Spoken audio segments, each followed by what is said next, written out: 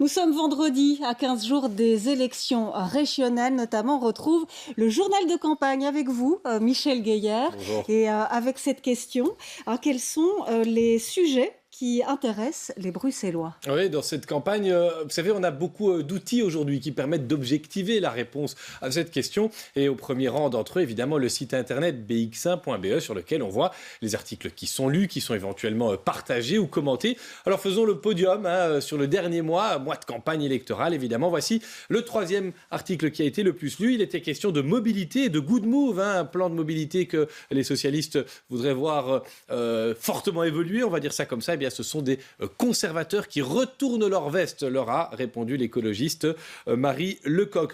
Deuxième sujet, le plus lu, il était aussi question de mobilité dans le nord de Bruxelles, précisément, avec l'avenue Charles-Quint. La transformation inquiète la commune de Berchem-Saint-Agathe. Ça n'est pas correct, est venue dire sur notre antenne la ministre de la Mobilité et des Travaux Publics, Elke van den Brand, rappelant notamment dans Bonjour Bruxelles qu'elle avait pris toutes les mesures pour que la STIB, avec ses bus et ses trams, puisse continuer à circuler. L'article le plus lu le dernier mois, lui, ne parle pas mobilité, mais sécurité, sécurité sociale, puisqu'en l'occurrence, c'est le bourgmestre de Saint-Gilles, Jean Spinette, qui demandait aux travailleurs sociaux de descendre sur les quais de la STIB, dans les stations de métro et de pré-métro, pour aller à la rencontre des toxicomanes. Voilà le top 3 des articles les plus lus. On remarque aussi d'ailleurs qu'il y a parfois des articles qui sont très locaux, notamment qui concernait une fromagerie à Jette qui avait été attaquée plusieurs fois. On vous rassure, c'était pour dire qu'elle pouvait reprendre ses activités.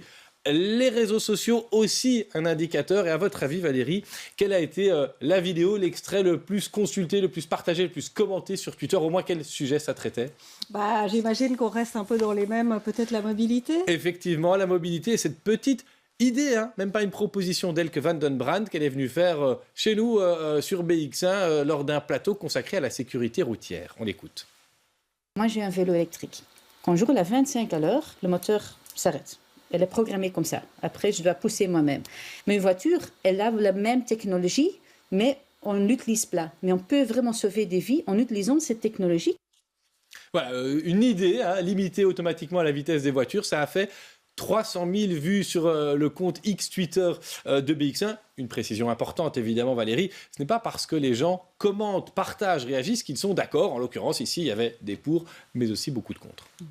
Et donc, tous ces sujets qui intéressent visiblement les Bruxellois, eh bien, ils vont faire partie de débats. Ce sont les sujets de 10 débats qui démarrent lundi sur BX1. Oui, des débats thématiques. Alors, on parlera des compétences fédérales, débat des têtes de liste à la Chambre et des numéros 2, un débat aussi des têtes de liste européennes, un débat des présidents de partis où on parlera des compétences de la Fédération Wallonie-Bruxelles, l'enseignement, le décret inscription, l'évaluation des enseignants, le décret paysage, toutes ces questions qui ont suscité beaucoup de débats et de questions durant la législature et notamment les dernières semaines. Et puis 5 débats régionaux avec des classiques, la mobilité, l'économie, l'emploi, évidemment aussi le logement.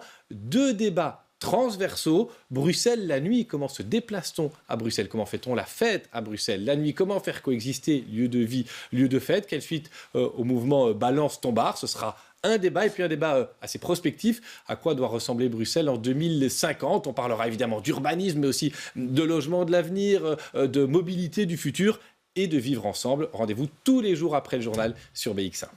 Merci beaucoup, Michel Gueillère, pour toutes ces informations.